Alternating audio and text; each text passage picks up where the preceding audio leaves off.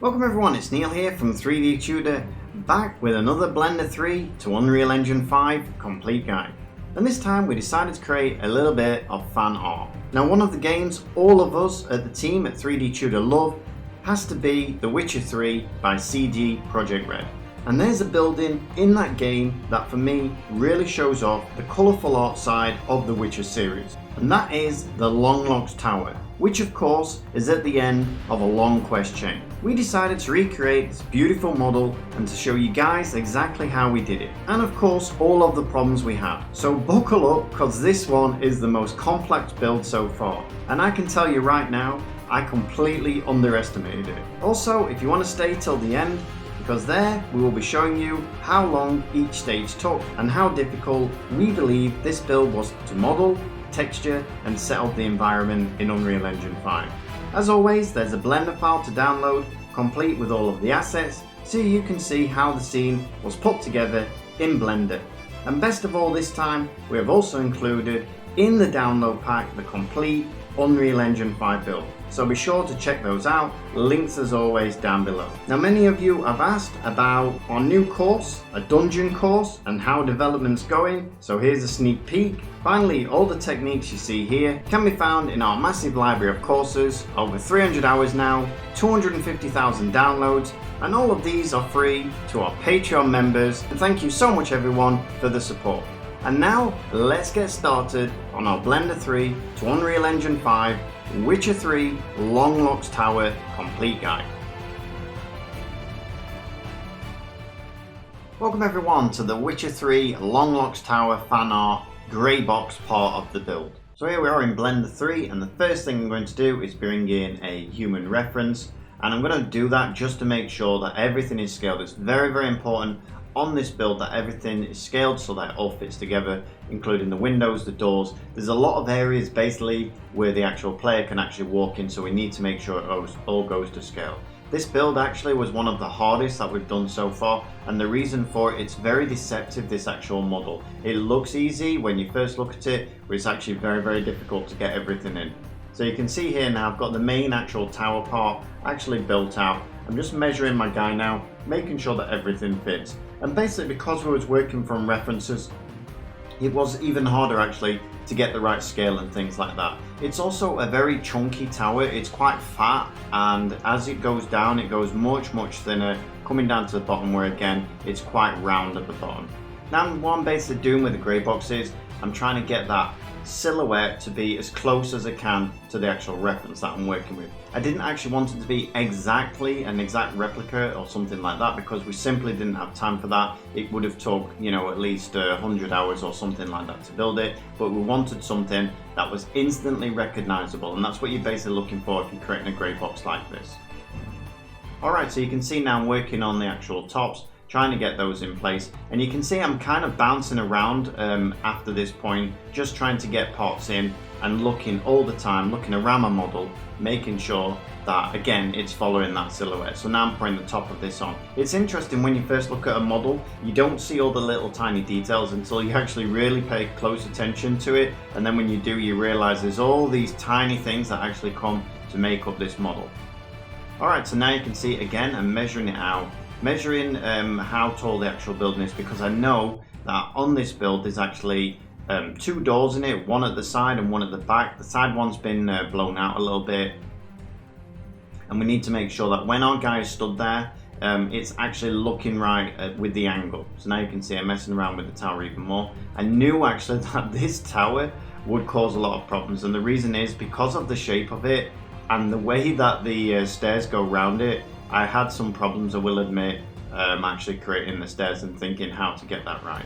So now you can see we're starting work on the side actual tower, and again if you look at the reference, everything kind of lines up perfectly with each other. It really is a nice actual building.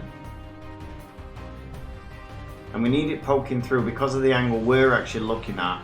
It's very hard to see actually how high up that actual roof is. So basically what I'm doing is with this now you can see I'm actually inserting, extruding, and pretty much they're the only functions I'm actually really using.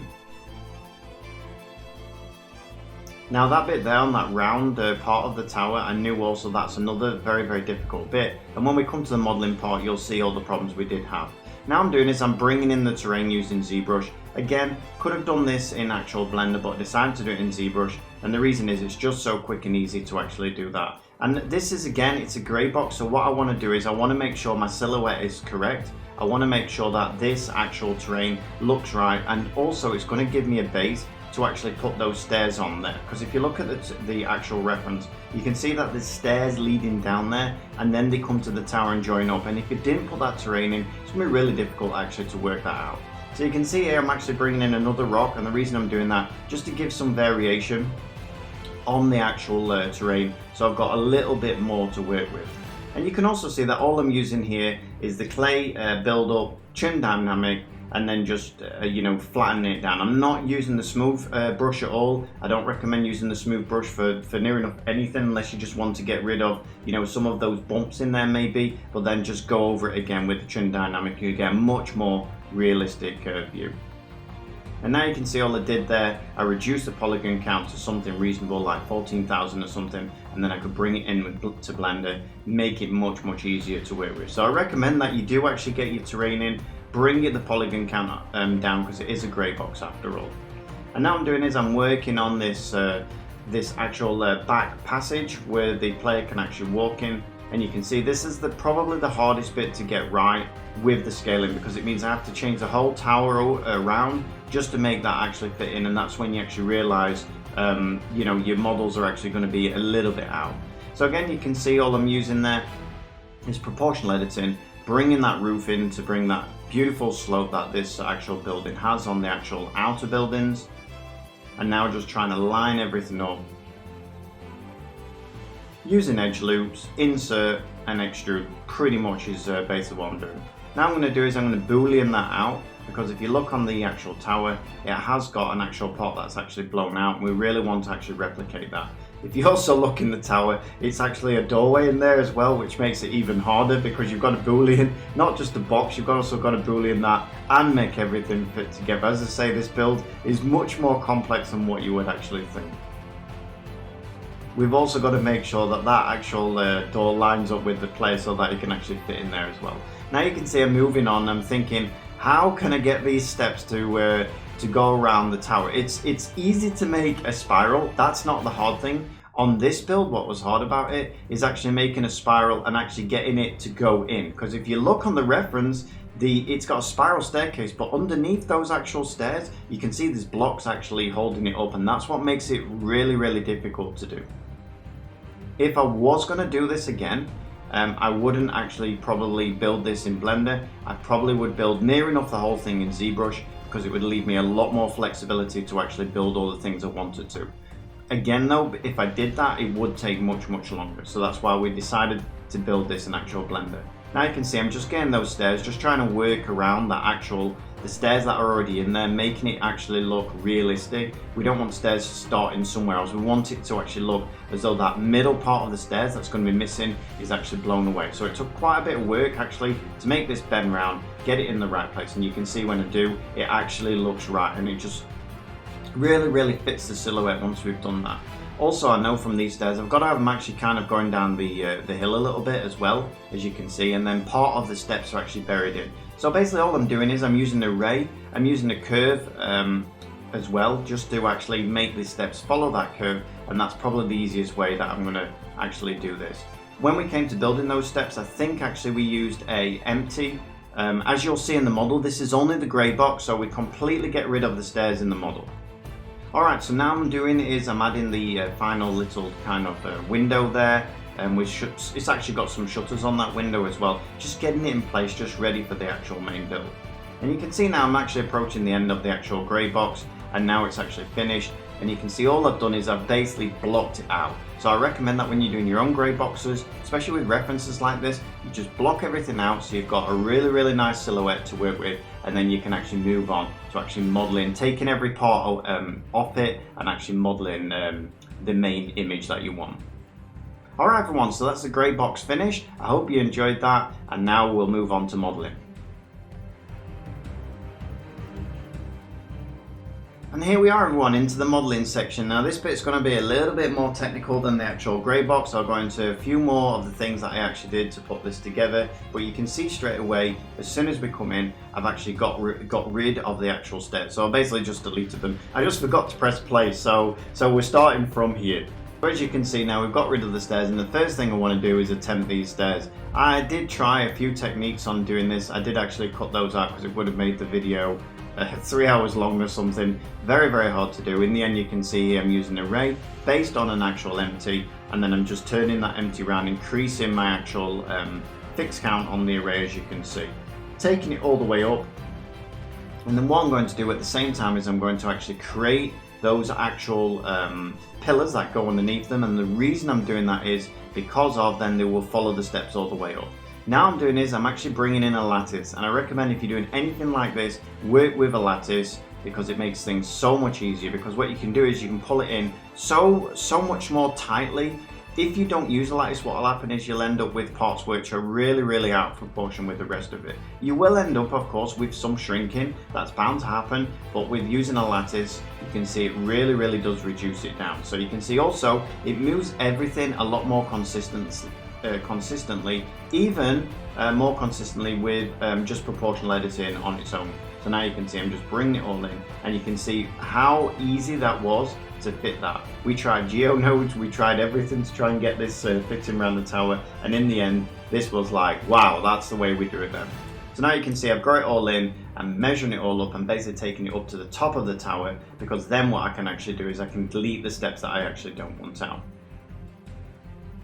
And there you go, you can see I've actually applied that modifier now, and what I'm going to do is just pull out these last remaining pillars like so, and then get rid of the ones that I don't want. As I said, I put these in to make sure that they fit with the steps. If I didn't do that, then it would have been much harder to do this. And now I'm just getting rid of those blown away steps. And now you can see, as with the reference, that the pillars actually carry on around the tower, and it's another reason why it makes this build so hard, because if you look at the bottom pillars, they're a lot smaller than the top pillars. So you can see, like, I want to shake the person's hand that actually built this, because it wasn't easy.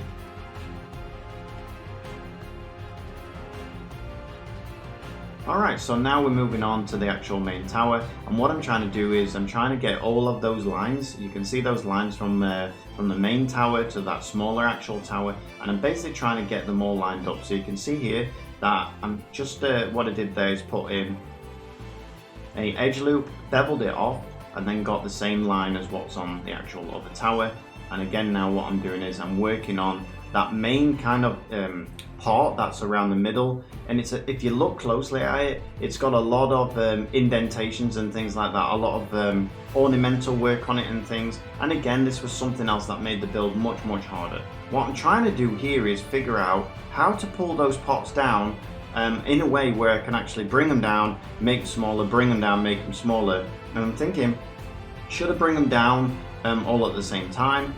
And as you can see, I tried that there, and then what I'm going to do is I'm going to insert that with I, and then bring them down again, and that's exactly what I'm trying to do. And I realized that's not quite working. I couldn't squish them in on normal, so what I'm going to do now is I'm just simply going to extrude, insert, bring down, extrude, insert, bring down, and that's the way that I actually got there. And you can also see from the reference that it doesn't end there. There's another bit in the middle which actually goes up as well. So that's something, because this tower is so iconic, it's something that we need to have in there. We can't really skip that part out. So I knew that the stairs and the actual ornamental work going around the center of the tower is something that we really couldn't miss out. You can get away with taking a lot of things out of the build, but things like that we needed in there. Same as like the mushrooms at the front, you know, it's something that really you can see right away. It looks like your actual reference. Alright, so you can see now I'm trying to figure out how to actually fill these holes in, because I know that I've extruded them up. I know I've got gaps in there, so I need to really come in and think how to actually fill them up. So the problem I had here was those actual planes you can see there, they wasn't actually joined together, so they had a bit of the actual vertices weren't joined together, so I had to merge them all, get rid of the actual seams, and then all I did is fill in the faces one by one, because I couldn't fill them all in at the same time. So that's why I did that. Control R didn't work either. You can sometimes use that to repeat something, but that didn't actually work. So now I'm doing is I'm going to get a better view of my actual tower by clicking on cavities. You can do that as long as you're in object mode, and the Greybox mode, as you can see here, just click on your cavities. It's going to give you a much better view of what you're actually doing. And now you can see that I've got that pretty much nailed down, so I'm moving on now to the rest of the scene. Now, as with the case, whenever you use Boolean, be careful because it always causes issues with the mesh. Probably better off here that I should have deleted the top of it maybe. You can see the little part in the top, and then just repaired it. But anyway, I did actually just wing it on that bit and actually just filled in the faces like so. And now I'm just trying to line that up, make everything line up as you can see. And now we've got that really nice flow from one tower to the other tower.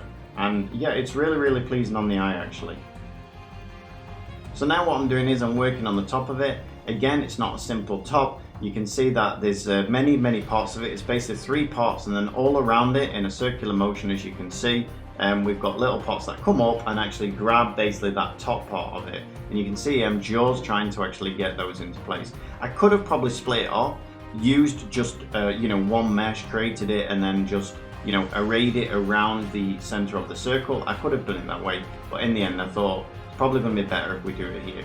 Now what I'm trying to do there is actually squish them all in on the same axis using normal instead of global, but you can see it's not actually working. So what I actually do is I squish them in with proportional editing, and you can see it actually worked out really well for me.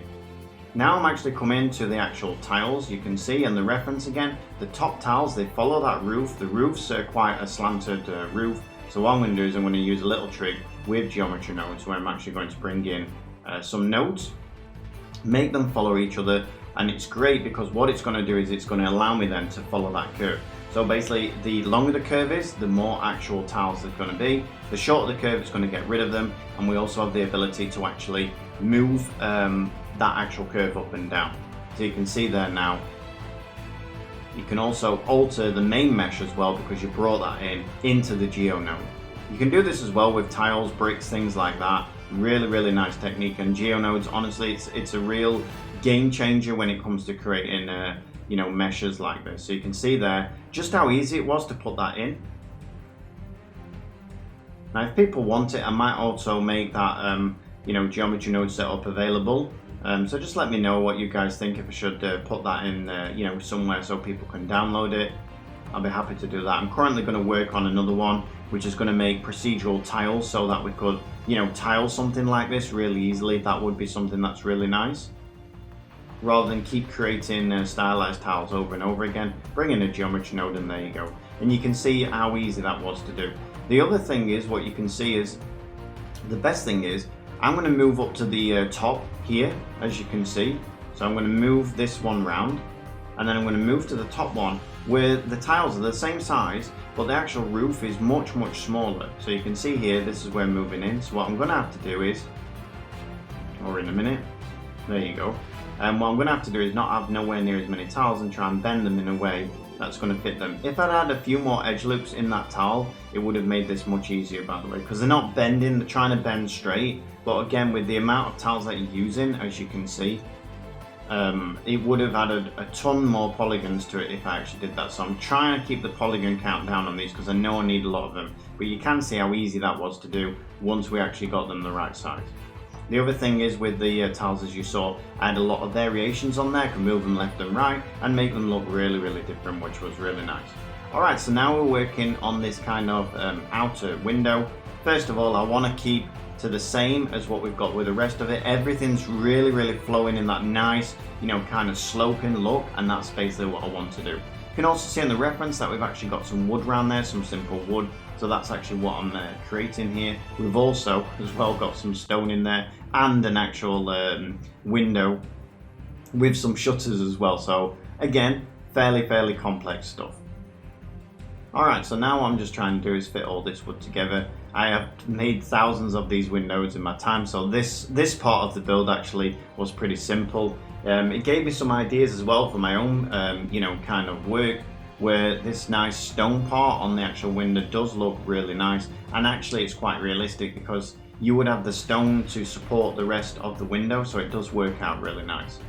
I didn't want to do the inside of it. I wanted to leave that to Luke to come up with his own kind of idea how we're going to do the inside, because there's no way we're going to have time to model the inside as well. So what we decided to do is use substance paint to kind of block the window out, so it just looks we could have put glass on there or something, but in the end we didn't, as you'll see in the substance paint part of it. So now you can see I'm just getting the bottom supports on there. Again, we're bringing in just cubes and we're just pulling these cubes around really. I do bring in a plane there, as you can, well, I join faces actually, use proportional editing just to get that bend, split it off, and then just extrude it out, and that made it really, really easy. And you can see it's fitting in really nice, really like the reference. Alright, so now we're moving on to the main tower, or the little window. I'm not sure which way I'm going to go yet. Just again, trying to get everything to fit in place. And there we go. Alright, so now I'm doing is I'm creating the broken kind of look. Again, I wish I had a little bit more time to actually maybe damage these bricks up a little bit more in ZBrush or something like that, because even though it does look good, we could have pushed this much further than what we did do. And that's something I wish I had time to actually do, because I really enjoyed this build. You can see I'm creating those planks as though they're broken. Basically, I split off a plane, divided it up, split those into planks, used a proportional editing with randomize to actually break them up, pull them down, things like that. And now I'm starting on this door. And I must admit, this door, the way that this door is styled, I'm definitely going to use this on my own actual build, because it's so nice the way that he did the stonework, or she, whoever did this, really nice. So I'm just creating the door, putting that in place. Again, same technique as what I did with the planks. And now I'm going to do is split the stone blocks up. So we're going to hit Y to split all the blocks up, fill in the faces, and then just grab the outside, every other one, extrude them out, and basically you end up with something like that. It's such a simple technique to create it. And then all we're doing is using simple deform just to bend it around the actual cylinder on the inside. Now I'm just tidying up, getting rid of some parts that we really don't need. And now what we're doing is we're coming to that little window. Same technique as what we did with the actual door arch. And as I say, I really actually enjoyed creating these parts. Really nice way of doing things. So there you go, you can see the result you get. It's really nice. Again, I'm going to leave the back there. We don't actually want to see into this building or anything like that. I'm pulling it forward though, because I know that when Luke paints it, he doesn't want it actually sat in the tower. It wants to be a little bit forward, so that's why I pulled that back forward. And now I'm just coming, I'm bouncing around now at the moment. Sometimes I'm actually scared to actually, start on a part. So what I do is I'll go and start on a simpler part, and I do that a lot. Just bouncing around, preparing myself for that kind of harder part to do.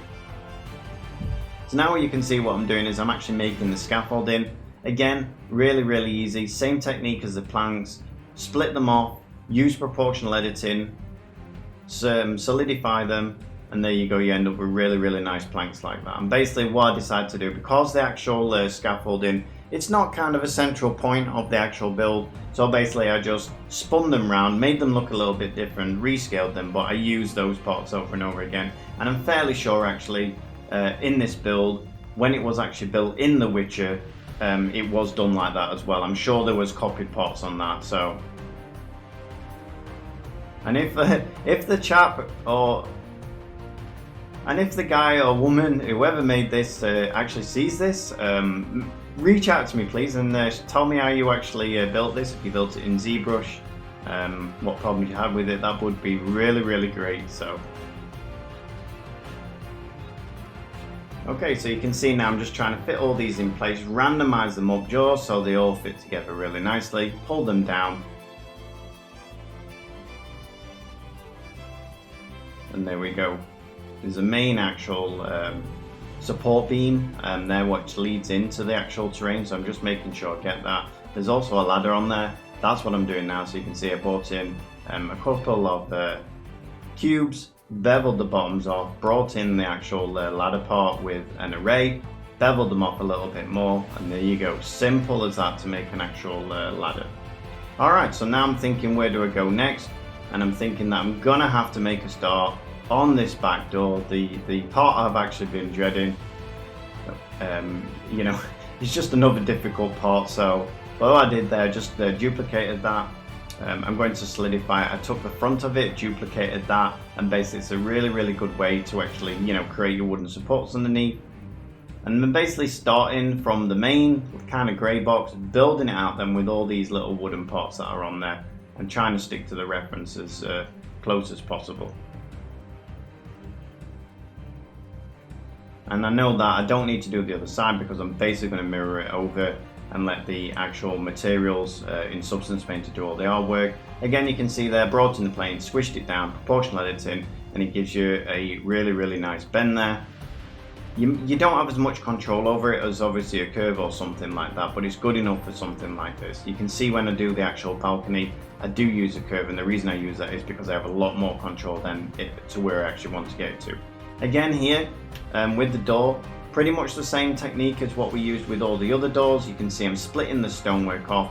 I'm going to extrude them out a little bit, bevel them off, and there you go, there's the door. Alright, so first of all for the balcony, again I'm doing the same with the actual wood, so wooden planks on here, and then what I'm going to do is I'm going to, well, I thought first of all maybe cut around it, and then I thought, nah, we'll just bevel it, so I just grabbed them, beveled them off. And that gave me then the actual kind of angles that I wanted. So now I can bring in an actual curve. I'm going to actually extrude it, use solidify, and then what I'm going to do is I'm going to shade it flat, and then it's going to show me exactly how that's going to look, and basically just put it in place. You see, shade flat, and there we go. Just apply that, mirror it over the other side, get rid of the parts that I don't need, bend it down and look as though it's actually broken. Alright, so now we're starting work on the actual pillars. Probably should have just come in and actually used a curve on here, but I decided just to do it by eye. I didn't actually do a bad job at it, as you can see there, so it actually came out really nice, but I recommend if you're doing that, probably just spend a little bit more time on it. We were short for time at this point, so I was rushing a little bit, so you can see that I just want the outer bit to be there because it doesn't look right at the moment. So basically I took the outer edges, filled them in with the F, which is filling face, and then just extruded it out, and that gave me that. Just making that balcony a little bit thicker, just so everything fits in much nicer, and there you go, you can see just how nice that actually came out. Now I knew I'm going to actually have a door there, leading into something, and again, I'll let Luke do the inside of that. So now I'm just pulling it into place, and you can see, yep, we've pretty much nailed that. It looks pretty good. Measuring my guy up to see how big he is, you can see it's a little bit too small. No one's ever going to fit in there. So now I'm just squishing it around, messing around with it, making sure that they're actually going to fit in there. And there we go. Final bit of scaffolding then on the back. I need some supports now going down. Again, I need to make it look fairly realistic, as though it's actually supported in the wall, not just floating off somewhere. Checking my silhouette now, making sure everything looks nice. And now basically I know I'm on the home straight basically. All the hard parts are actually done, and now it's time just to relax and just enjoy the actual build. And now I know that I need something that looks as though this actual you know, main tower is actually supported, so I'm deciding to put some you know, wooden blocks in. I'm going to set my cursor to the center of this tower then, and then what I'm going to do is I'm going to actually duplicate around it. So I'm pressing RZ 60, just going around them, moving them in place like so, saving everything out, and now back into ZBrush to finish off now this actual terrain. So what I want to do now, I've got my steps in place, I'm happy with them. I need to now build the terrain around the steps. I always recommend putting your steps in first or something like that, and then building the terrain. So basically get your basic terrain, put your steps in, then come back and then shape your terrain around your steps, because it's going to look much better. So that's why I've left this till the last point, and you'll see exactly what I mean when I'm building around these steps now. It looks much more organic, it looks much more realistic, and you can see it works much more in harmony, so it looks as though the steps are actually working with nature. So you can see now those steps, how I've brought up those sides. You can see how nice they look, as though they've actually been, you know, eroded away with the weather and things like that. You know, laid down, and then kind of sand and things like that have come over them, and that's the look that we're actually going for. Now I'm doing is I've just brought down I used Decimation Master to bring down the amount of vertices, brought it back into Blender, and now I'm doing is I'm starting on the mushrooms, which means we're nearly there. We're nearly actually there with the actual build. Now when I first brought in these mushrooms, thinking they look nice, but actually when you look on the reference, the mushrooms are huge, so I'm just making them a little bit different. Just simple mushrooms there, using proportional editing, bend them over. I actually checked with my partner and asked, hey, what do you think of these mushrooms? And she's like, they need to be a lot bigger, so we actually made them much bigger than what they were. Alright, so now I'm bringing in the HDRI. You can see that I'm checking my lighting now. Always do this, and then I'm putting a nice gradient on because I know they're the colours they're going to be when we actually put this in Unreal Engine with that beautiful skybox that we created. We don't actually show ourselves creating the skybox, but I can show you guys how to do that in another tutorial if you want. Again, put the comments down below. Now you can see what I'm doing is I'm actually making sure that all the parts that I want to be UV mapped on the same UV map, I've got the same material to make this easier for Loop. So for instance, I did all of the roof tiles, and what I also did is I gave them just a simple material, turned down the roughness, and then it gave me a real good visual as well as to how this is going to look. Now we pretty much used Blender's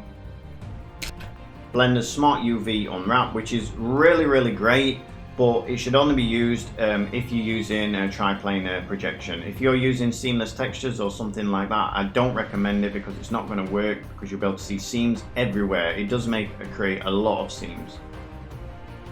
You can see also what I'm doing is, as I work my way around, I'm doing all my UVs and things like that. I'm beveling all the parts off, I'm adding in all those modifiers and basically finishing off everything with smoothing, and then automatic smoothing and things like that. And that's what I'm doing on every single part now, making sure that it's absolutely perfect when it goes through to Loop.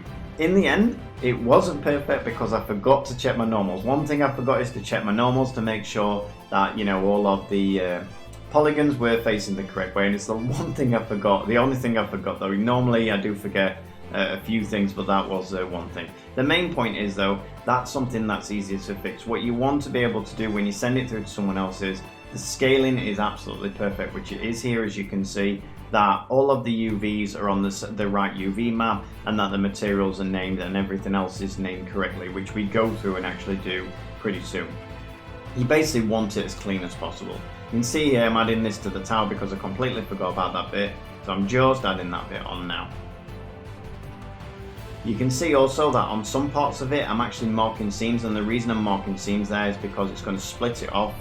You've got two different types of stone in this, for instance, so it's going to split it off from the rest of them, and it's going to make it much easier for Loop to actually do its actual texture and things like that. Alright, so now you can see I'm actually bringing in that nice orange, really nice orange by the way. If you play Witcher, you'll go to the town nearby and you'll see the buildings are just so colourful. It's just such a colourful place, really nice. Alright, so now we're actually coming to the actual steps. Again, I'm going to get rid of all those polygons. We really don't need those. They were pretty much in there because we didn't know how we were going to bend it round. You can see I've got a few problems in there. Clean them up, bevel them off, and then we're going to UV unwrap them. Now if we did have more time, we'd probably mirror some of the UVs, so stack them on top of each other, especially with the steps and things like that, just to make it a little bit cleaner on the UV maps. I've not actually come to UV in at the moment. What I'm doing is I'm actually getting everything to be, the same material where I want them on the same UV maps. I'm making sure everything's beveled off, everything's smoothed off, things like that. Sometimes I'm actually doing, adding the modifier to bevel things off, and other times I'm actually going and bevel them off myself because it'll save you on polygons, because I don't need everything beveled off, only the parts that, really need it. So now you can see you've got a really good visual now what it's going to look like. Having a final check with the lighting, and I'm like, whoa, this is looking pretty good. And now what I'm doing is I'm basically selecting everything via selection via materials. That'll select then everything that's got the same material, UV unwrapping it then all together, and now you can see it's all UV unwrapped. And now what I'm going to do is go in, name everything, and you can see there, really clean build, and that's exactly what we're looking for. And again, it's really good because you guys get this build and you can see it's really clean. Now we realize that we're probably going to need some rocks, and we might actually put some rocks around it. So what I'm doing is I brought in a donut, split it up to different polygons, polygroups, sorry, and then what I'm going to do is I'm going to come in, bring them out, and I'm using basically 3 brushes here. I'm using clay buildup, trim dynamic, and move tool, and I'm basically just dynameshing. So I'm using clay buildup, dynameshing, smoothing it off very little, trim dynamic, move, trim dynamic. That's basically what I'm doing to actually achieve this.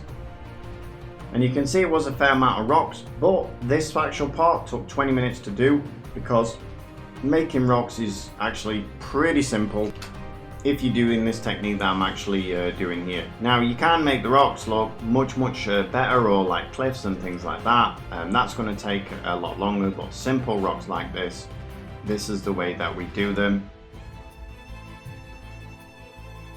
And you can see again, because we did want the rocks to look good, but not actually the main part of the build, and we want to use these rocks in many builds probably, so you know, we can bring them in then to Substance Painter, give them a different grass on top, or you know, with the actual rock underneath and things like that.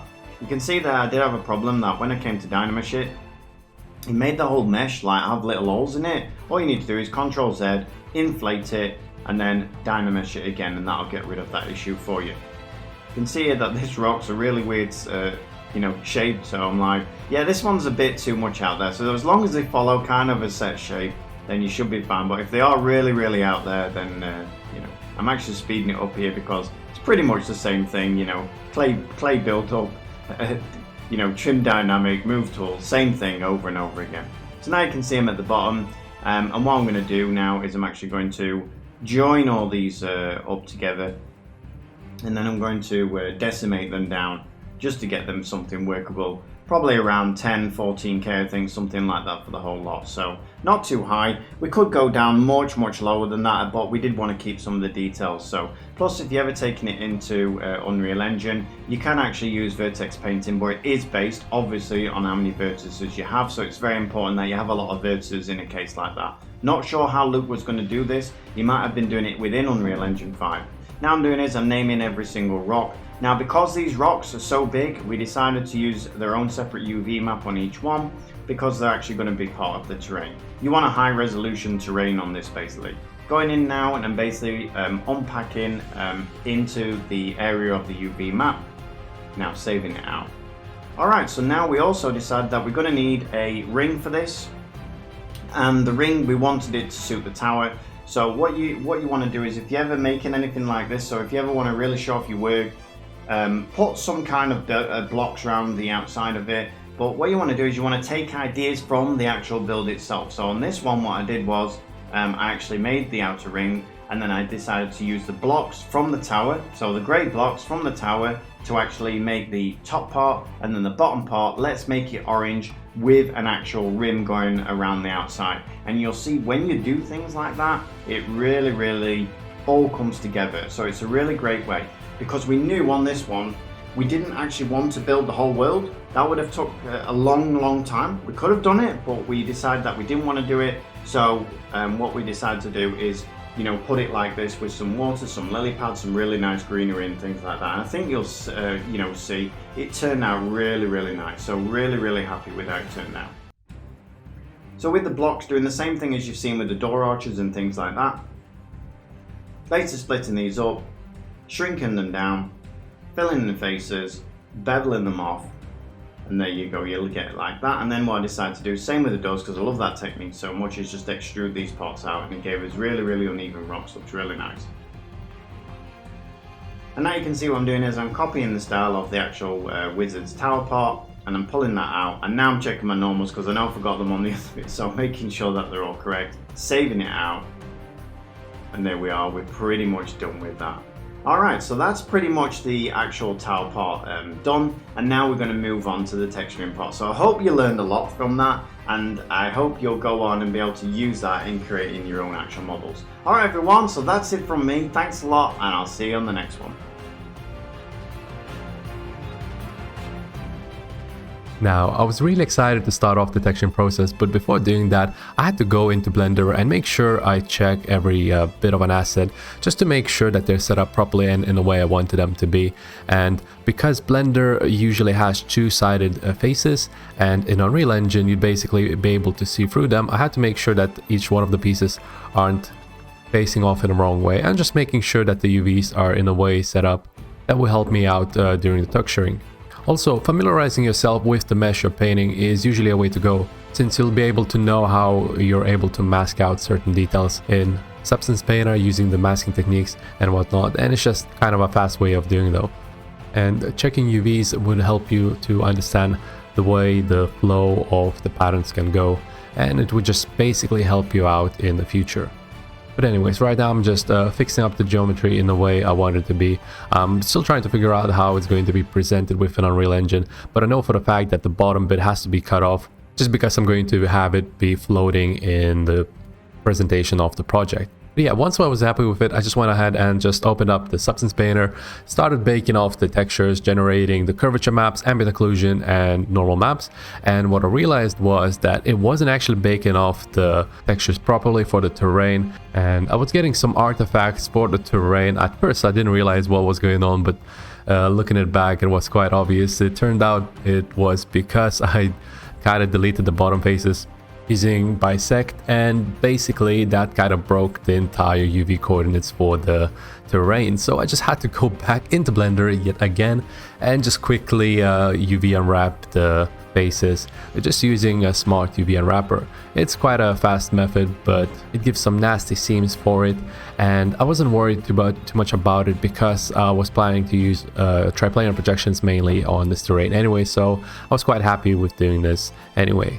So once I was happy with the result, the way the bakes came out for the ambient occlusion, the curvature maps, I went off and started my texturing process with the main tower section itself at the top. I wanted to make sure that the main part that the eye gets focused towards is set properly first. So basically in the tower, have some nice and bright colors, but at the same time, it is a realistic kind of a look. So basically it looks like as if it's been painted and there's some weathering effect to it. So I started off by getting a nice concrete kind of a look to it, and I'm adding some paint on top of it and just covering up using a kind of a gritty texture that I found within Substance Painter, and it turned out quite alright. I was just changing up the scale and made sure I used triplanar projection just to kind of blend in the values.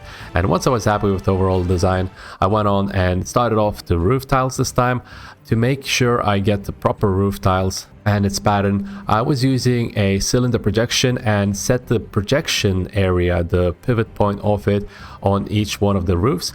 Because they're exactly perfectly round, I was quite able to make use out of this functionality to just get a real nice pattern that goes around the tower.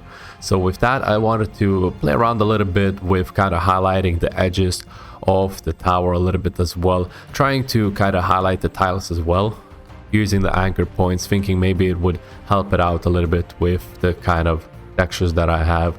But in the end, I realized that it's not worth the effort to do that, and I quite like the texture as it is for now. Since it was quite alright in regards to the setup, I'm just reusing an old texture that I had for my previous project, and right now I'm just setting up the rest of the tiles. This time I couldn't use the cylindrical projection for this area, so I ended up just using triplanar projection and just turning it to the way those smaller roof tiles would align. And once I was happy with the overall kind of color and the way I overlaid it, I ended off texturing the very tops of these towers using a metal material.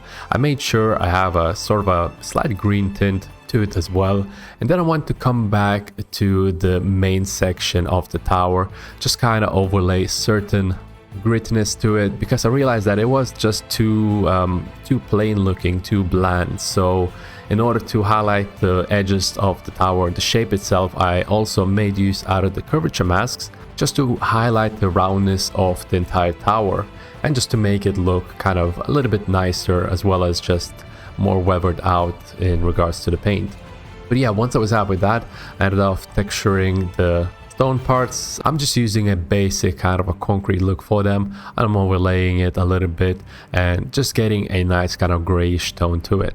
So once I was happy with the tone for the stone, I went ahead and made use out of it in the bottom section of the tower, and that section has a certain brick texture. So right away for it, I went ahead and applied a brick generator, and playing around with the values lets you build up the exact shape of bricks that you want. It also allows you to have some variation in height, for example, and the way they're popping off. And just by having it as a mask on the fill layer and the fill layer itself, if you'd increase that height value, you'd basically get a really nice way of bumping out those bricks, which is quite nice, to be honest. So I quite like that. So right now I'm just playing around with the values, making sure that the bricks are kind of squished down because they're really thin in the original tower. So I was quite happy with that. And of course, we need to get some variation. So by having some height variation and set it to extreme, we're able to get some nicer results. And of course, I wanted to highlight those bricks a little bit as well. So using a curvature map with an anchor point, I was able to highlight those edges. Then I went back to the bricks. I realized that I need some variation in those bricks as well. So what I ended up doing, I just ended up copying that layer and getting a greater height variation out of it, just to highlight some of those bricks, and then just basically applied a different color on top of them. So I was able to get, this way I was able to get some really nice color variation for individual bricks. So once I was happy with the overall design, I went ahead and started off by texturing the rest of the bits that were connected to the tower. So the wood, I had a real nice stylized wood, which makes use out of a default substance painter pattern for the wood, and just has some nice overlays for the color, as well as some curvature mask to highlight the overall shape for that wood piece. So I ended up adjusting a bit of a color tone to it, and it ended up looking quite nicely to it. So once I was happy with that, I ended up dragging a nice kind of a ground dirt shape for the terrain. I was trying to figure out how to exactly set up the terrain and what kind of texture I want for it. So right now I'm just playing around with the dirt a little bit, overlaying certain areas. And I kind of realized that I wanted some cracks within the kind of a stone that we had for the sides. So I'm adding an overlay with a cracked concrete type of a look. And I realized that the dirt wasn't quite going to fit for the edges. So I ended up getting a kind of a base concrete, just overlaying it. And it's quite a simple texture, but the end results, I reckon, they look quite alright. So I'm just playing around with the cracks, making sure that they're going inwards using the height values. And just getting up the overall kind of a look of a dried up sort of a stone. And also making sure that the roughness values are looking quite nice as well, overlaying another material, another layer for it, just to make sure that the individual kind of detail out of that roughness channel is going to look quite nice. And also ended up using ambient occlusion just to kind of highlight some of the darker areas and give the stone a little bit more depth. So once I was happy with that, I ended up getting a bit of grass. I had a really nice alpha brush that I was able to make use and overlay the grass in a way that would just give a nice texture when blending in with the rest of the stone. So I was quite happy with that. The original material for it that I used for the grass is a sort of a nice stylized grass that I quite often end up using for most of my environments, since even though if it's not stylized or whatnot, just by adjusting the color values of that grass makes it a really nice and solid kind of a texture. So often for the terrains, I end up using this sort of a grass texture. So yeah, once I was happy with it, I ended up just painting it on the top of the cliff, making sure where there's some patches where with a horizontal kind of lines, I ended up just getting a little bit more greenery in it. So once I was happy with the overall kind of a shape, I ended up going back to the tower itself. I didn't quite like how the bricks just ended up popping off, because if we look at the original one, it almost looks as if the bricks are basically behind and there is a sort of a concrete kind of a layer on top of it, and it just covers up the bricks from the weathering. So what I ended up doing is I ended up getting a mask and just switching up the height values just to make it look as if the bricks are being hidden by another layer on top of it. And I just made sure that values are kind of blending in with one another. Also made sure that I'm adding a bit more grunge map to it. And I actually turned down the height values for the overall bricks because the intensity was a little bit too high, and basically I made sure that the concrete just overlays the height values right away without blending in with the brick height maps, and that way you're able to just kind of remove the bricks that were underneath the concrete. So yeah, once I was happy with that, I went back to the grass. I kind of patched up the smaller pieces, and I kind of wanted to break off the terrain just a little bit more, just to get that more of an organic kind of a shape. So once I was happy with that, I went back to the dirt that I had previously set up that I didn't like for the cliff, and I just ended up making use out of it to set up the path that goes towards the tower. So by changing the color a little bit and just blending in the mask, I was able to get a nice kind of path that goes through the staircase. So once I was happy with that, I ended up going to the mushrooms to texture them. And the texture map that I'm using for these mushrooms are basically the same ones that I'm using within a previous environment that we made, which was for the floating tree island with the beehive in it. And it just ended up having a nice sort of a semi-gritty kind of a look. And of course I had to add in the kind of spots that we have on the mushrooms as well, just to make it look really, really nice. Just playing around with the spots, trying to figure out which type of spots I like the most, and just getting a nice kind of result out of them. And once I was happy with that, I also ended up just adding a little bit more of a tint to the mushrooms as well, just a bit of an orange tint on the top, just to kind of highlight the shape. And I'm just playing with the overall values in the end, just getting the right results for the overall kind of aesthetic of the tower. So just making sure that the values are set properly and everything is just blending in nicely with all the other values, especially the upper section, the tower and the roof within it. And I'm just playing around with how I'm going to set up the areas where the windows are, just thinking about just having it plain black, but in the end I'm just ending up darkening those sections just a little bit, just to give it a bit more depth to that area. So yeah, once I was happy with that, I ended up just kind of highlighting some of the edges manually just a little bit, just to kind of weather out that color in the end, and just giving some final touches to the mushrooms, making sure they're fitting in within the scene properly, and just getting a nice kind of result out of those assets. So yeah, all in all, the texturing process for the tower was really nice. I was really happy the way it turned out, but I just ended up exporting it out, the textures in 4K, and so it would be ready and set for the Unreal Engine 5 part. So once I was done with the texturing part, I realized that I'm gonna need some additional area for the scene, the background of the tower. So I'm just playing around with the rocks a little bit. I'm still not quite sure how I'm going to set up the scene, just to kind of highlight the entire environment. And I was thinking originally that I'm just going to set up a kind of rocky area for the kind of a place where the tower sits, and it might have some water in it.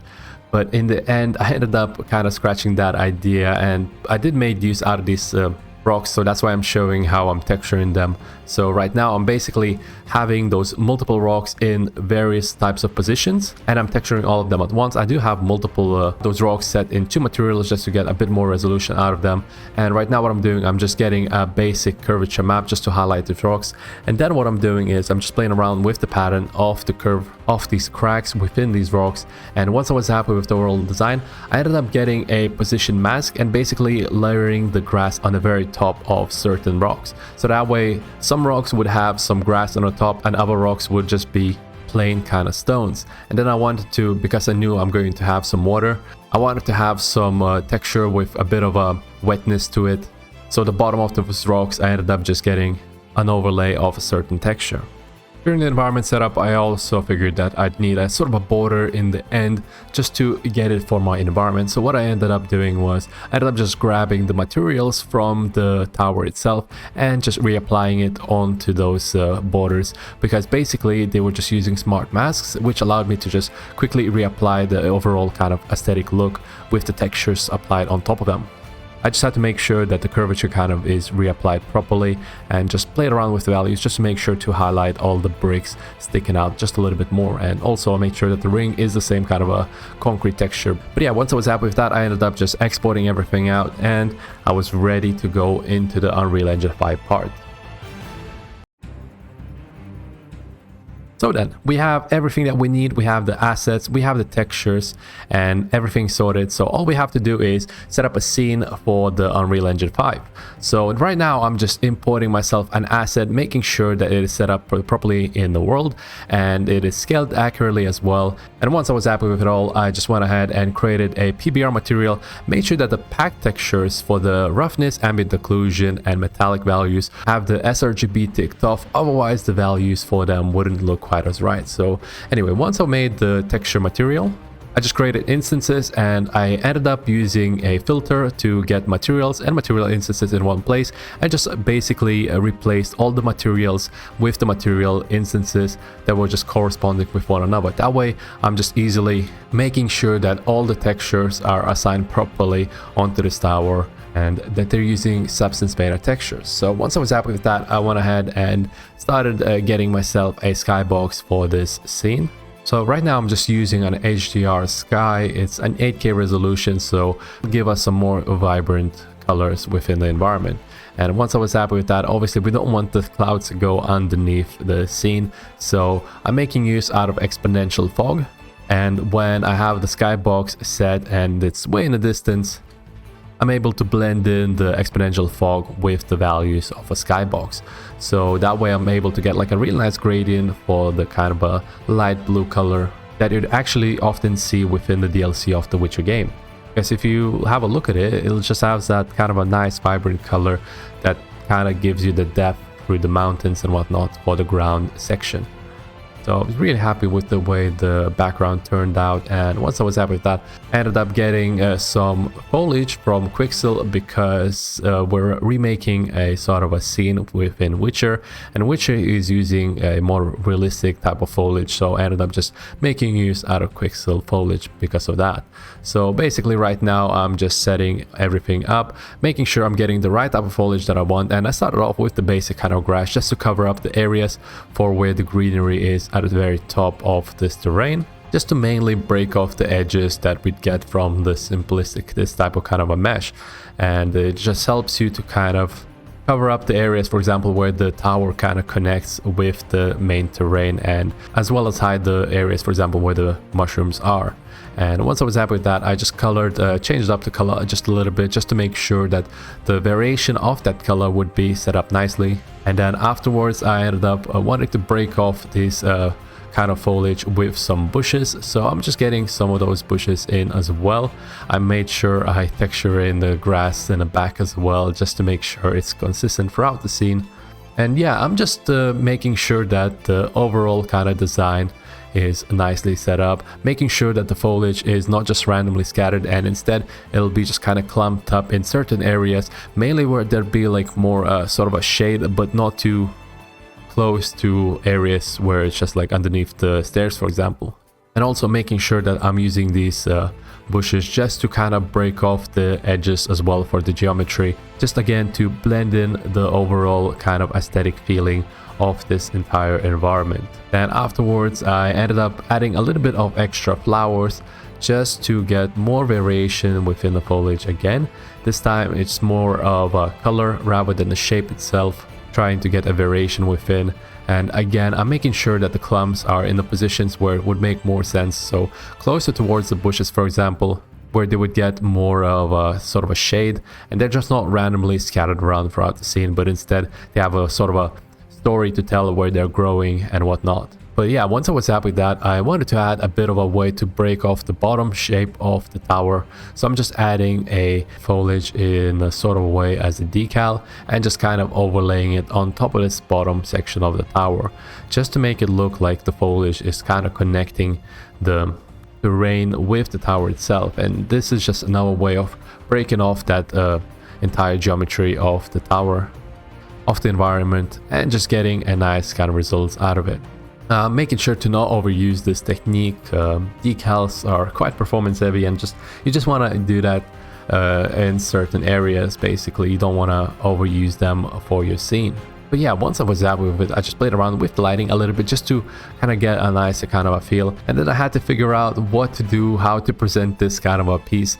And I actually didn't know what to do at the very start. I was trying to figure out if I need to get certain rocks, for example, or if we should have like just a sort of a plain kind of a background, and I ended up getting some quick rocks textured into the terrain, just playing around with them. I realized later that they don't look quite as well, so I ended up just scratching that idea and trying a new idea of a way to presenting this work. So I basically ended up just getting a simple plane with enabling a water plugin and just restarting my engine and just making sure that the plane covers this entire field, and then kind of trying to get the feel of this kind of entire environment and how it's going to be presented, and just playing around with the value of water just to get a nicer sort of a color out of it, and just to see how this entire environment would look like. So I'm also adding a bit of waves, seeing how that would look like within the scene and if it would actually look nice within it. But I didn't quite like the way the shape this was, so I ended up just deleting all the rocks and trying out just getting a cylinder for the water and seeing how it would look like within this kind of area. So again, playing around with the environment, not being afraid of if it's wrong or not, just getting the overall kind of a feel of the aesthetics and whatnot. And I realized that by having a plain kind of a disc shape, it would make it look like it's in the middle of an ocean, and we don't want this kind of a feeling because it should be instead in kind of a shallow water. So I ended up just reusing those rocks that I had previously and just creating kind of a shallow water kind of a look. And then I'm just playing around with the shapes and making sure that the rocks are kind of clumped in with one another and just getting the overall kind of a feeling. Just playing around with a bit of exponential fog and to see how the overall kind of aesthetic would fit in within this environment. At the very start, I thought like it would look quite alright, but in the end it just didn't quite fit in. I didn't like how the water just ends up so abruptly, and it just looked way too plain basically, and we obviously don't want this to be the case. So I ended up just again playing around with how it looks, and I figured that maybe if I'll add some foliage, it'll kind of just help to break away the entire shape a little bit more within this environment, and maybe that would help it out just a little bit more with the presentation. So I'm lowering it down the overall kind of water levels, just trying to get a nice feel for the overall aesthetics. The back of the foliage was kind of completely underwater, so I ended up just fixing that real quick. And then I realized that what if I end up changing the overall shape of the water? So I'm making use out of modeling mode, which you can enable it within your plugins setting, and then I'm just using kind of half extrusion and just getting a shape through the top view to look the way I want it to be. I just wanted to make sure I'm breaking up the shape just a little bit and seeing how that would look like. So once I got kind of the overall shape the way I like, I ended up just getting a bunch of water foliage from Quixel yet again, and just wanted to kind of have a little bit more of a depth to the water itself. Also, I made sure that the water itself is a bit extruded, so it does have a bit more of a volume within it, which definitely made it look better than the previous kind of composition for sure, but it didn't quite look just quite right just yet. So right now I'm playing around with the values, making sure I'm setting up every type of foliage to be right on the water the way I want it, just to make it look like as if it's floating on top of the water, but they're not completely submerged, or they're not just kind of sticking out in the air and just kind of looking very unnatural. So I'm just making sure that every single type of that foliage is set up properly the way I wanted, and I'm trying out seeing which type of foliage I want to make use out of. And just once I was getting the right type of feel, I ended up just painting the areas for where the foliage would be.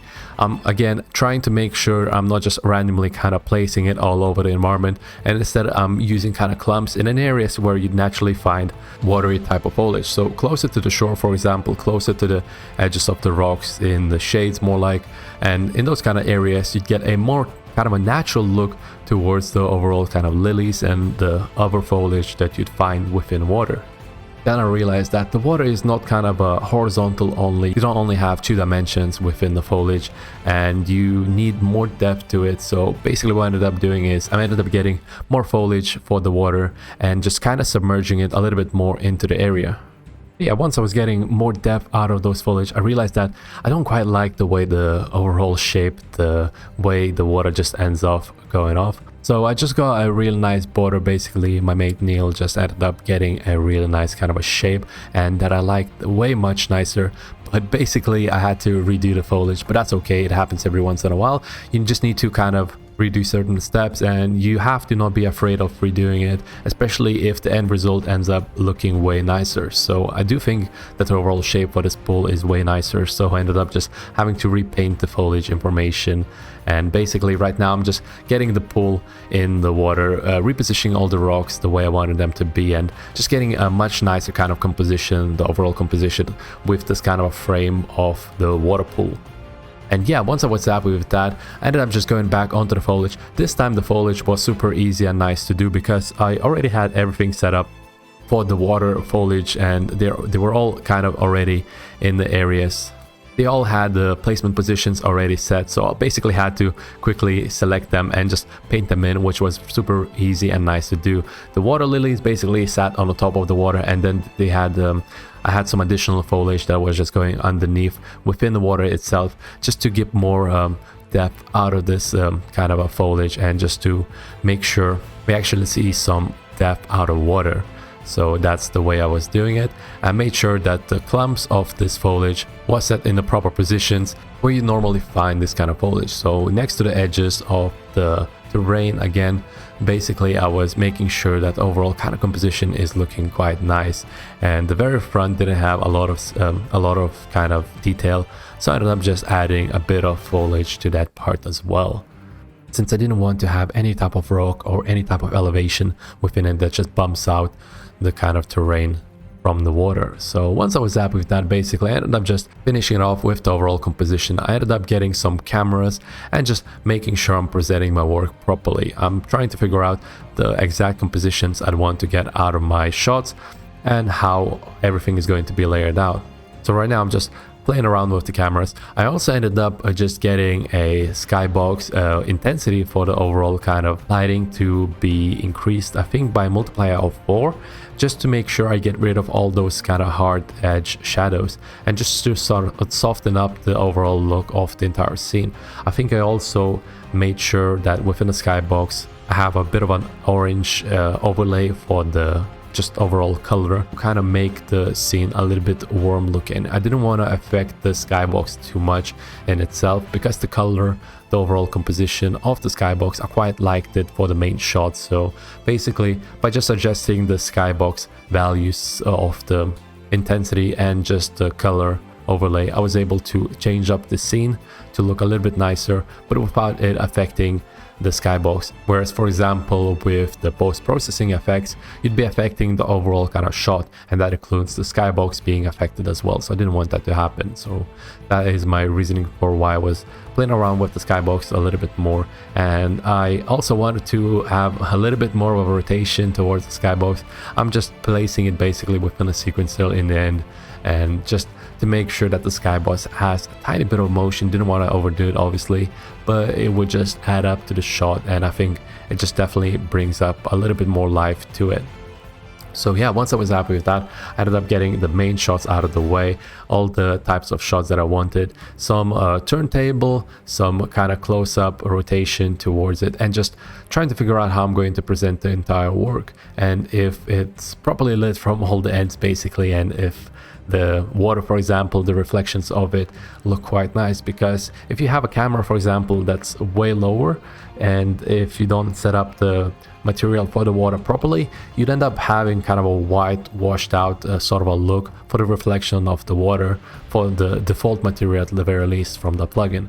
So basically I ended up just playing around, making sure that the angles are set up properly, and if I didn't quite like, for example, one of the angles, and if I didn't like the way the camera was presented and it didn't give me the proper kind of visualization that I want, I have made sure I either change up something within the frame or change up just the visual looks in the post-process, or just basically getting a different type of shot all together. So yeah, I was just making sure that all the shots are quite nice looking, and just making sure that I only have a couple, but all of them would kind of just show off certain areas.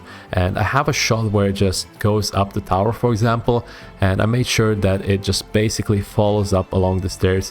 I was having trouble though for some reason, because when I was rotating it, it was just going the other way, even though the rotation angle was just kind of small, and I thought like it should technically be rotating towards that direction, but just sometimes it just messes it up. But I ended up just going into the values themselves and typing in the negative value, and that fixed the issue. So all in all, it was well. Also, if you notice, I'm working often in unlit kind of a scene because I just want to work with the shape. I'm not interested with the overall kind of lighting. And when we're working with cameras, for example, it shows the view of the viewport as well as the camera viewport. So basically you're ending up rendering multiple shots at once, and that ends up bringing down your performance. So it's a way harder to work with the scene in that regard.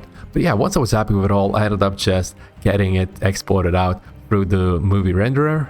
I did actually have an issue where the foliage was popping in and out, but the fastest way to fix that, I just ended up increasing the screen percentage by to a 200 or 300 even, or something of that sort when I was rendering it out. That made sure that there's no foliage popping out and in off the frame, and in the end it just gave me some nicer results. I also render out I end up exporting the project as an image sequence and just later on just stitching it up within Premiere. And that's going to be it, guys.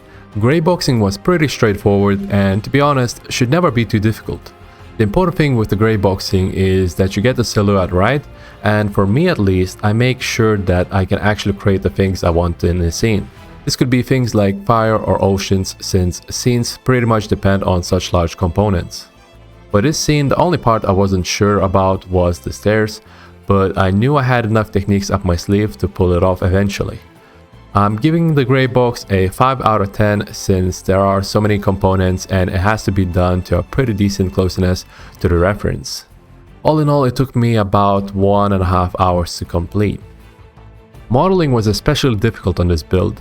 This was because of two factors really. The first being, we were working onto a reference which in all the honesty makes creating something that little bit harder. It needs to be believable, and small references can really throw off a piece of fan art like this. The silhouette of this model is also pretty complex, as it has many parts that need to fit together, bringing us to our second point. This model was extremely complex due to the shape. It tapers in the middle, making the stairs very hard to recreate, and all in all, those stairs alone took 2 hours of trial and error. I recommend, if you want to create something like this model, to perhaps think about doing so in ZBrush, as this allows many more tools for creating this excessive shape. I would say this model is more akin to organic modeling rather than hard surface buildings. For these reasons, I'm going to give the modeling side an 8 out of 10, but this number would probably be lower if we use ZBrush right from the start. The time it took was 6 hours and 20 minutes, and this was due mainly to recreating those damn stairs. But be under no illusion though, even though without the stairs this was a fairly difficult model to create. For the texturing part, it was quite an interesting challenge for sure. As we wanted to recreate the feel of an original artwork, going for realistic textures was the key in this case, as Witcher was always going towards the realism. Even with the DLC, which went for closer to a fantasy route, it still had to fit within the world building of The Witcher. That being said, most of the default textures and masks within Substance Painter are made for realism, so it was quite easy to adapt them to The Witcher's feel. Well, for the most part that is. There were some challenges at this part, especially in trying to recreate the foundational bricks of the tower. We had to recreate brick pattern to be the same design and then used masking techniques to cover them up with partially all of which whilst making sure that the height values were blended in properly. Then we had to make use out of the projection techniques to get patterns just right, so it was quite a bit on the hard side in terms of technical difficulty.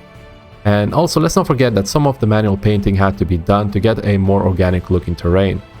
So an eye coordination in this regard is quite needed. So all in all, I will give this a 7 out of 10, as I think you definitely need to have a certain amount of knowledge in order to texture this asset. The time it took to texture this was 2 hours and 10 minutes, as I knew that it just had to have an overall feeling set for the piece, and so I didn't have to worry about any of the closer up detail that you'd normally have within a game. In regards to the environment, it was quite simple to produce, as most of the work was done in the previous stages, especially within the 3D modeling part to pull this off. And within Unreal Engine 5 part, I just had to make sure that the work is presentable using some foliage and a nice skybox. All in all, I will give this a 4 out of 10 in terms of difficulty, as we did have to set up the foliage placement for the environment, as well as other small tweaks just to get the nice overall results. It took me 2 hours and 20 minutes to set everything up, but that includes the stuff with experimentation time, as I wanted to really get a nice section of an environment to present this piece and make sure it truly captures the feeling of an original design. So yeah, I really hope you enjoyed the video for a Witcher 3 Longlocks tower fan art. Make sure to give us a like if you did, and don't forget to drop a comment down below of what you would like us to do next. Also, check out the links down in the description below to see our massive library of courses we have available, which are free to anyone that signs up for our Patreon. We also have some free goods on our Gumroad, things like texture packs and some models for anyone to download. And that'll be all. Thanks for watching, and I'll see you in the next one.